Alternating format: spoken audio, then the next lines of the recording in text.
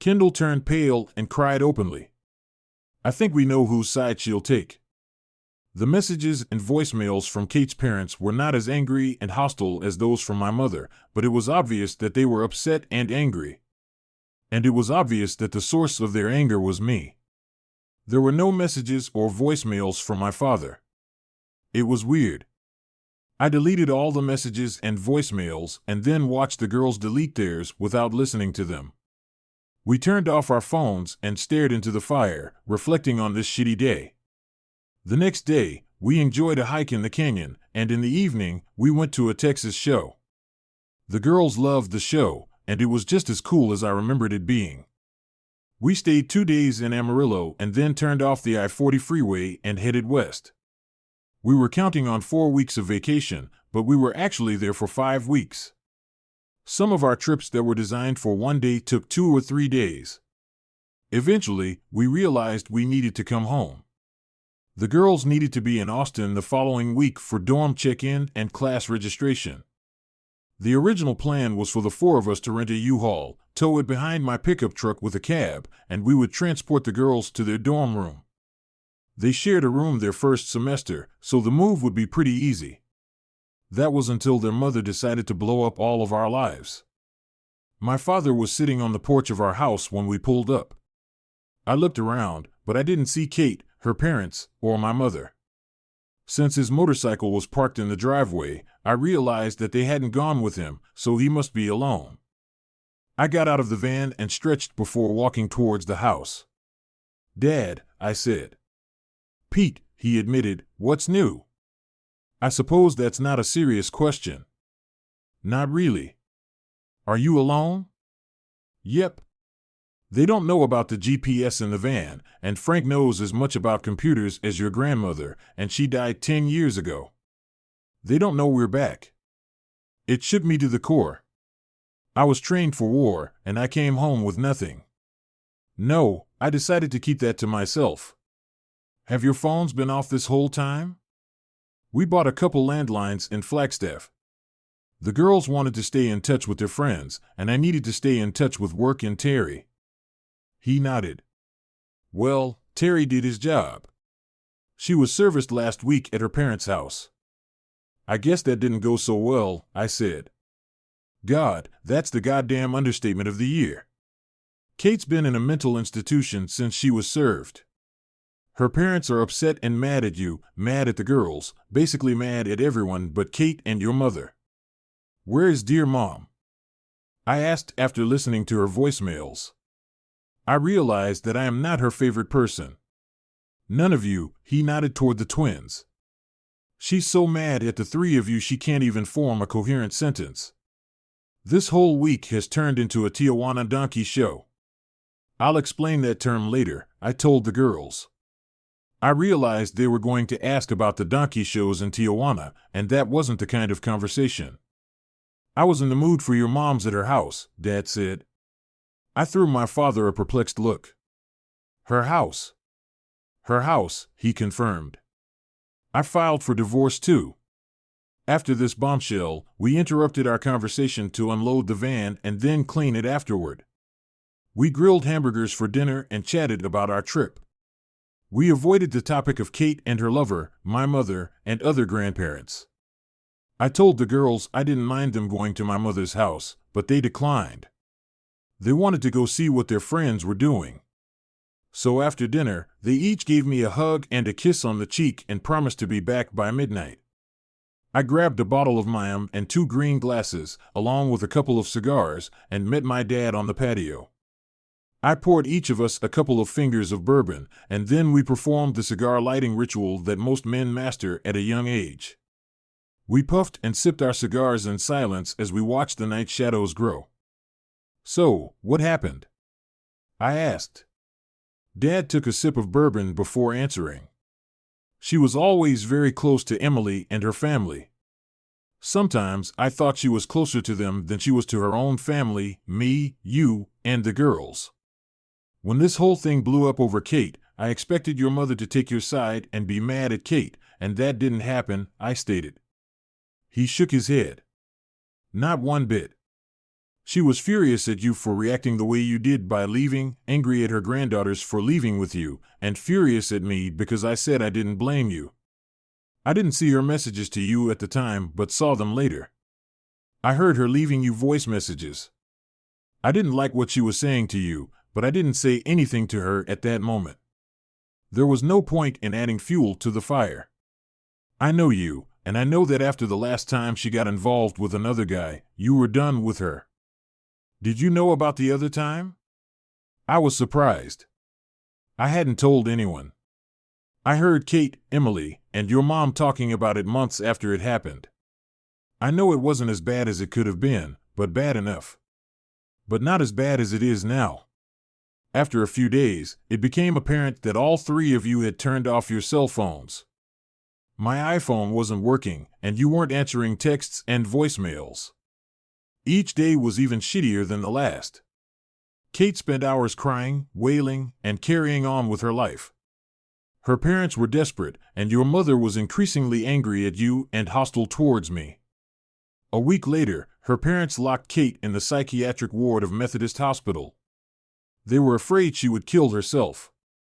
That really pissed your mom off, and deep hanging around didn't help either. Wait, what? I asked in an incredulous tone. Her boyfriend was still in the picture? Dad only nodded his head. He kept saying he wouldn't leave her. He wouldn't leave her like her husband. Dad looked at me apologetically. Those are his words, not mine. Well, isn't that just so damn cool, I said. I tried to convince him to get the hell out, but Emily and your mother wanted him around. Honestly, I don't think Kate wanted to, but she was like delirious, so I don't know what was going through her head. The last conversation I had with your mother, I told her that son of a had to leave or I would. What did she say? I asked. Don't make me choose between Emily's family and you. You might not like the way this is going to go down, Dad replied. Screw me, I said aside. I always suspected that Emily's family liked her more than her own, but to do it so immediately. The next day, I moved into one of the apartments the firm keeps for clients. Terry Carr also referred me to a divorce lawyer. I didn't feel comfortable using your services afterward. We sat sipping bourbon and smoking cigars, silently contemplating our future, two marriages destroyed by infidelity, one directly, the other as collateral damage. I arranged to meet Kate at her parents' house. My condition was that it was just the two of us, no parents, and definitely no Kate. Kate has always been a beauty, tall, slim, and trim, blonde and lightly tanned. She'd always looked at least a dozen years younger than her 42 years, and this incident hadn't changed that. My heart jumped to my throat when she opened the door at my knock. Both of her parents' cars, as well as my mother's car, were missing when I pulled up a couple of hours before we met. I looked around the neighborhood and saw all three cars in the driveway. I also noticed the same car that her lover had driven up to our house a few weeks earlier. It was parked on the street 2 houses down from her parents' house. 2 hours later, at the appointed time for our meeting, I drove around the block and saw his Mustang 2 streets over from Frank and Emily's house. My mother's car was parked behind him, and there were 2 people sitting in his car. It was just freaking awesome. Hi, baby, Kate said, opening her arms and pulling me in for a hug. Stop it, Kate. I don't need your hug. I walked into the living room and headed for a chair. I usually sat on the couch with Kate when we came to visit, but I didn't want to give her the opportunity to sit next to me. She sighed and sat down on the couch facing me. Baby, we have to get through this. There's too much love between us to give it all up just because I made a stupid mistake. A mistake? Getting engaged to another man while you're still married to me is what you call a mistake? I shook my head. I'm here to discuss the next steps in our divorce. Terry Carr tells me you didn't give him the name of your attorney. It's because I don't want a divorce, I want you. I think we can save our marriage. Correction, I know we can save our marriage. I love you, and I know you love me. We can do anything we set our minds to. What about your fiancé? Don't you think he has something to say about that? Asked Riley Hune. Not my fiancé. Yes, I had an affair with him. It was wrong, and I regret it. I like him, but I'm not in love with him. I'm only in love with you. Are you still seeing him? Kate didn't look me in the eye. She focused on her hands and started twirling her wedding ring. He came by to check on me. How often? Once? Twice daily? Every day? All day? Tears came to Kate's eyes, and she became visibly more emotional. You left me, she shouted. You drove away and left me crying in the yard. He was there for me when you were gone. You went to him because you were upset that I left you, and the reason I left you is because you cheated on me with him.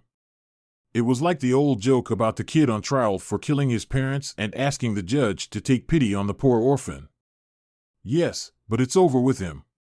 I'm not seeing him now, she said. So if I get in my car and drive around the neighborhood, I won't see him 2 streets away, sitting in the car with my mother?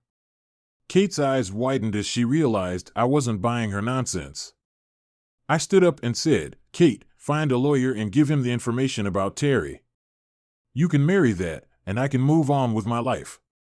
We'll see each other at weddings and funerals and eventually disappear from each other's lives forever.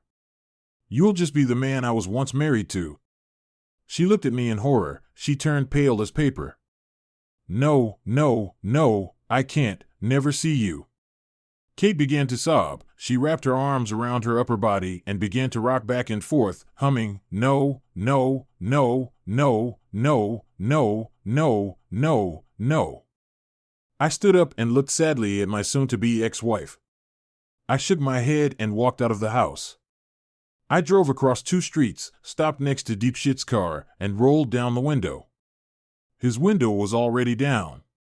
I looked through it at my mother, and she stared back with undisguised hostility. I just came out from Kate's, and she's a mess. Maybe you should go check on her. I'm done. I headed home. Nothing comes easy, so I didn't expect the divorce to be easy either. Kate hired a lawyer, a vicious pit bull named Donna K. Rafey. DKR, as she was known in the press, was famous for securing the largest divorce judgment in Texas history when Dallas socialite Pauline Pickett née French sued her husband, oilman Danny Pickett Jr., and was awarded $270 million. Everyone warned Jr. about Pauline because everyone had taken Pauline for a test drive at one time or another. But Jr. was not his old man. The older man was known to wear a leather belt with a hole in the front to the right of where he'd been shot in the gut in a bar fight.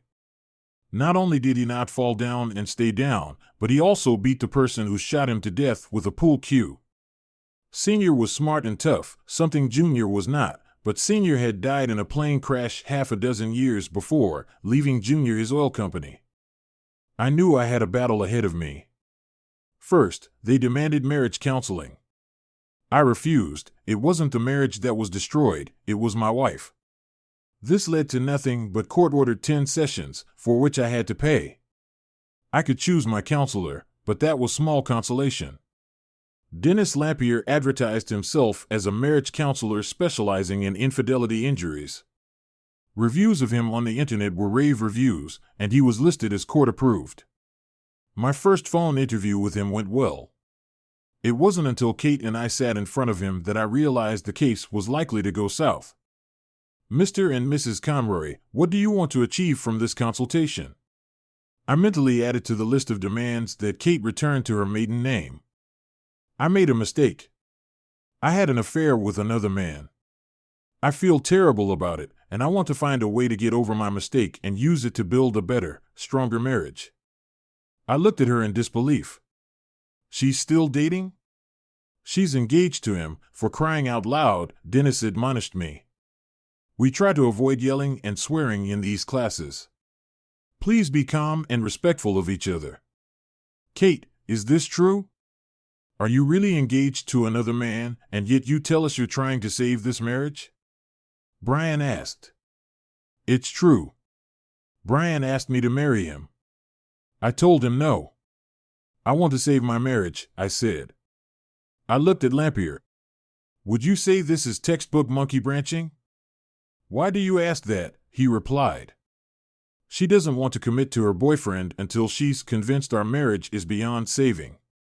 But she also doesn't want to commit to marriage unless I commit to being her husband. It's monkey branching in its most basic form, I explained. Kate chose that moment to speak. If you promise to stay for me, I'll tell him. I can't marry him.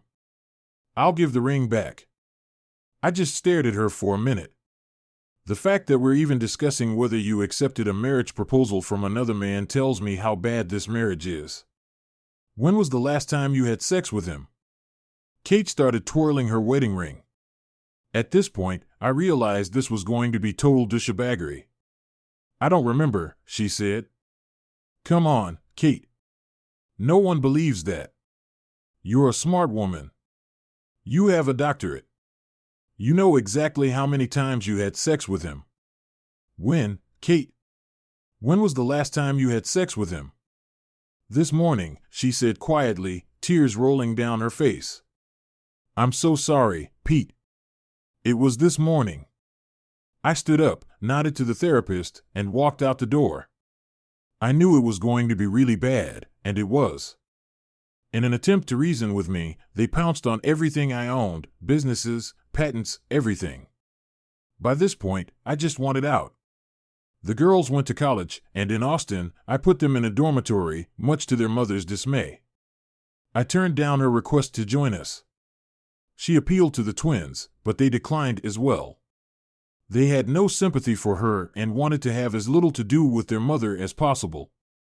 I had blocked my mother, so I had no idea if she was trying to contact me, and I didn't care. My parents' divorce was finalized long before mine. My mother had a good job as a CPA, so spousal maintenance was not an issue. My father signed the house over to her, and since it was long paid off, she had minimal expenses. They agreed not to touch his legal partnership, and they parted ways. My father felt he could no longer work alongside Frank, so he exercised an option that forced Frank to either buy him out or dissolve his law practice. Frank bought him out, and my father moved to Austin and became counsel at Bonham McLeod and Garcia, the oldest law firm in Texas. Eventually, Kate and DKR ran out of ways to drag out the divorce.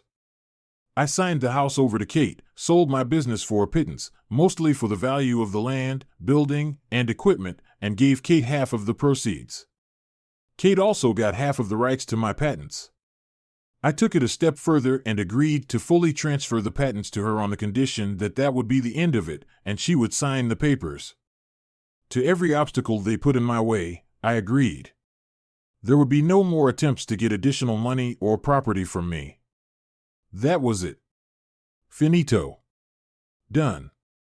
The divorce was finalized 3 months later. By the time the divorce was finalized, I had also moved to Austin. I bought a condo on Lake Travis within walking distance of many restaurants and stores. The twins came over several times a week for dinner and often brought their friends. They often used the complex pool, and on any given weekend, bikini-clad girls would come in and out of my apartment. I was amazed at how many helpful young people lived in Austin. Every weekend, I would get offers to help with any projects I might need around the house. Of course, the fact that there would be half a dozen smartly dressed girls around had nothing to do with it. 6 months after the divorce, the twins, my father, and I each had a glass of wine on the deck of my apartment. I had grilled kebabs and rice pilaf with salad for dinner. I sensed something was bothering the girls and finally just came out and asked what was wrong. Mom called this morning, Taylor said. How's your mom doing these days? I asked. She discovered that the patents you assigned to her are almost worthless. It seems that some new company called PTK Inc. has patents that make the old patents obsolete. Every company that licensed them has allowed their old licenses to expire so they can license the new patents. No one has ever heard of PTK Incorporated. It's just an amazing coincidence that the first letters of the names Peter, Taylor, and Kendall make up the name PTK Incorporated. They both smirked as they looked at me. I just raised my wine glass in a salute for having 2 very smart daughters, but that's not why, she called, Kendall said, tears coming to her eyes. She's getting married next Saturday, and she wants us to come to the wedding. I shook my head slowly. Who hasn't noticed this? I asked into the night. I didn't get an answer.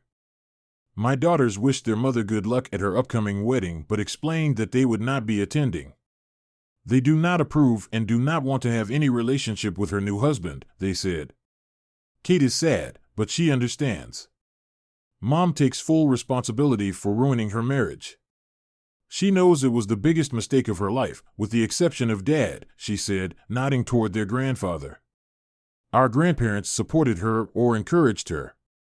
I can't understand why they are so hostile to you, my father finally spoke up. It's because you turned your back on the little princess. Don't get me wrong, I love Kate, at least I did before all this happened, but she's always been spoiled. First, her parents, and I include your mother in that group, then you. She never learned to be an adult. She always had someone looking out for her. I'm worried about her. She shouldn't get married, at least not so soon and not to that guy. But of course, the wedding took place. The wedding of the daughter of a famous lawyer from Fort Worth hit the pages of the Secular Chronicle. There was no mention of the bride's first husband or the two college-age daughters. There is also no mention of the bride's attempted suicide on her wedding night. Saturday night, when Kate was getting married too deeply, I settled down on my deck for the evening with a bottle of Garrison Brothers small batch bourbon and a cigar. I was in a melancholy mood, so I took my guitar on deck with me. I rarely played guitar and only sang in the car or in the shower, but when I'm feeling down, the guitar inevitably shows up along with the bourbon. I hadn't touched the guitar in over a year and stumbled a bit trying to play the intro to Guy Clark's song LA Freeway. I used to be able to play this song in my sleep, but now I was having a hard time doing so. I was playing the song nonstop and with minimal mistakes when my phone started vibrating and ringing. It vibrated several times at once from the twins and my dad. I dismissed my dad's call and took Taylor's call. "Daddy, did you hear?" she asked without any greeting or preamble. "What did you hear?" "Wait, Kendall left you a voicemail," I heard Taylor turn to her sister. "Kay, my dad's calling me," then to me, "Dad, I'm putting you on speakerphone." "Okay, we're both here." Mom tried to kill herself tonight. I could hear Kendall sobbing in the background and Taylor trying to hold herself together. "What's wrong?" She drank a whole bottle of sleeping pills and lay in the bathtub. It was during her wedding reception. She broke out and went to her room and tried to kill herself. Emily and Mom went looking for her and had the cleaning lady come into the room to check on her or she would have been dead. I exhaled slowly. I knew Kate was ruining her life with her actions, but this was bad. It was really bad. It's good that she has family around her to help her through this. Too bad about her new husband. I was sad for my ex-wife, but as they say, not my monkeys, not my circus, or in the Texas version, not my cows, not my pasture. "Can we come with you?" they asked. "Will you go tonight or in the morning?" I was caught off guard by their question. "I don't plan on going up there at all. I don't wish your mother any harm, but she fired me from my position as her husband. If you don't want to go, I'll pay for the plane tickets and take you to the airport. I'm sure one of your grandparents will be able to meet you." They were not happy about it and made their feelings known. The next morning, the four of us pulled onto the I-35 freeway heading north toward Dallas. I was surprised my dad wanted to come. He said he wouldn't have missed the show. I took my dad to the Hilton so he could check us in, and I took the girls to the hospital myself. The receptionist directed us to the waiting room, and the first person I saw was sitting alone and staring sullenly at the floor. My mother saw me and came up with fire in her eyes. "It's on your conscience," she said. All you had to do was, all she had time to say before my daughters were in her face. "You need to shut up, you crazy old," said Taylor. "Yeah, back off, Mimi," Kendall said. "It's all because of Mom. She lied and cheated on her father. She got engaged to the man she was cheating with. She kept dating him, pretending to reconcile with Dad, and ended up marrying this crone. And then she tries to kill herself.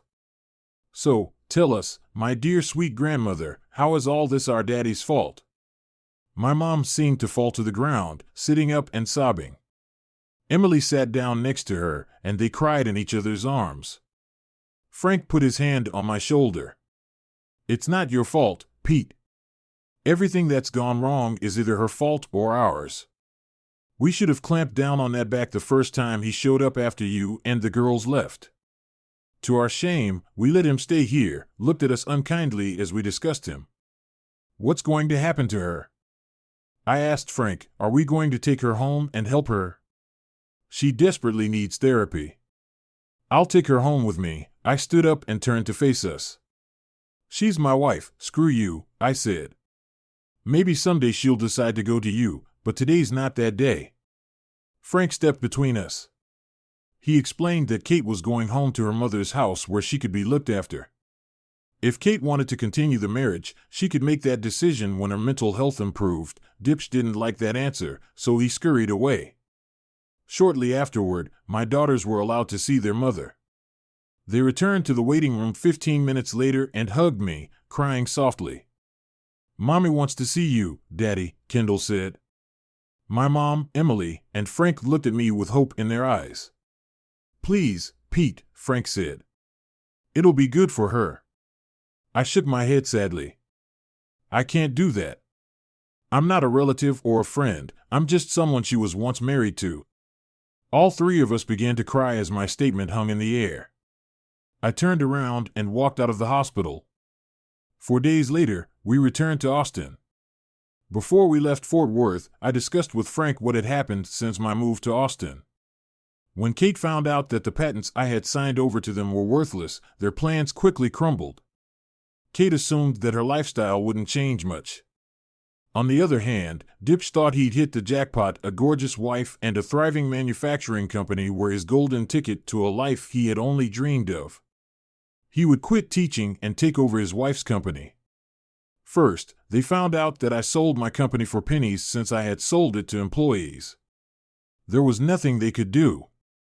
Then they learned that my patents had been replaced with new patents that were in no way based on the old patents, so there was no infringement. They were to continue working as school teachers. This was an even bigger problem for Dipsh. Kate felt she deserved everything bad that had happened to her. She was ashamed of her cheating. She was ashamed that she had lied and cheated on me. She was ashamed that she had fought for the divorce and caused me more pain and suffering.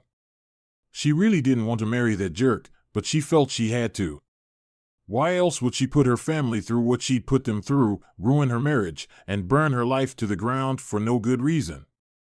No, at least once she was married, she could pretend everything had worked out for the best.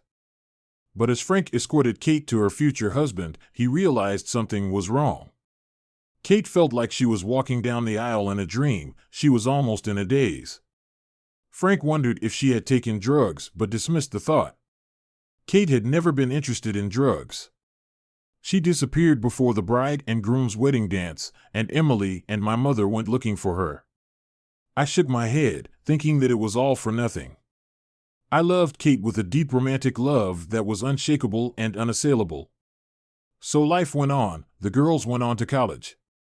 My new patents proved to be a winner, and we were able to double the sales of the new company. And I started dating. People told me I would have no problem finding dates, but I didn't believe them. My daughters got me on Tinder, Bumble, and a few other sites. They wrote my profile and took a couple of thousand pictures to find the right shots for my profile. I went on a few dates, but I wasn't satisfied with the women who were interested in me. I got back into shape, shedding my dad body and returning to my college weight. I knew I looked more than presentable, and I thought I was a good catch, but the women I was dating were not what I was looking for. My buddy Terry Carr had decided to focus on trusts and estate planning and was winding down the part of his law practice that represented my business. When I asked him to recommend an Austin attorney, he didn't hesitate to recommend the firm my father had worked with. They're the best in the state, if not the country. You can't think of a better representation. After receiving approval, I asked my father to arrange a meeting with someone who could represent my business interests. The attorney I met with was Elizabeth Garcia. Elizabeth wasn't as tall as Kate, but she had an athletic build. Her hair was dark blonde, her skin was light brown, and her almond-shaped green eyes were striking. She was exotic, gorgeous, but there was no way I could hire her as a lawyer. Lawyers can't date clients, and I was in love with her. After 2 dates, we became exclusive. After 6 dates, we realized we were getting married. I was 43, and Elizabeth was 32. Elizabeth was also divorced. She had married a fellow lawyer, but it turned out that the main reason he was pursuing her was that he hoped to collaborate with Bonham McLeod Garcia. When he discovered that he couldn't use his marriage to Emily to get a position, much less a partnership, he began cheating on her. The divorce was quick and painless for Elizabeth, painful for her husband to the point where he left for California. For Elizabeth, marriage to an older man was not a problem. One of her ancestors, Angelica Garcia, was 10 years younger than her husband, Robert Bonham, who had founded the law firm of Bonham McLeod Garcia nearly 200 years ago. While I was in a relationship with Elizabeth, memories of my previous life would occasionally resurface. Back then, I was married to Kate, residing in Fort Worth with our daughters and my business. Both sets of parents lived nearby, just a short drive away. I had believed my happiness was secure, but circumstances shifted. My own parents had divorced, and my communication with my mother was scarce, mostly revolving around her desire for reconciliation with Kate. Meanwhile, Kate's parents had encountered financial difficulties, and rumors of divorce circulated. They longed for the days when they could see their granddaughters regularly. Following Kate's discharge from the hospital, she moved back in with her parents, though it brought her little joy. Her discontent only grew when she initiated annulment proceedings 18 months post-divorce and 15 months post her suicide attempt. One Saturday morning, Kate unexpectedly appeared at my doorstep with a packed suitcase. "Kate, what brings you here?" I stammered in disbelief at her sudden arrival. "I know I've made mistakes. I've been a terrible wife and mother to our girls. I'm here to make amends," she confessed. I was speechless, unsure how to respond. "Honey, who's at the door?" Elizabeth's voice interrupted, drawing me back to reality. Elizabeth emerged from the hallway, clad in yoga pants and a tank top, her desire for a child evident.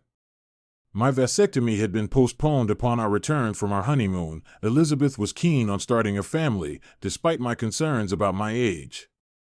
I glanced between Kate at the doorstep and my wife in the foyer, her expression quizzical. "Someone from my past," I murmured, gently closing the door. "Thanks for tuning in. I hope you found it engaging. Don't forget to subscribe to the channel for more content coming your way soon.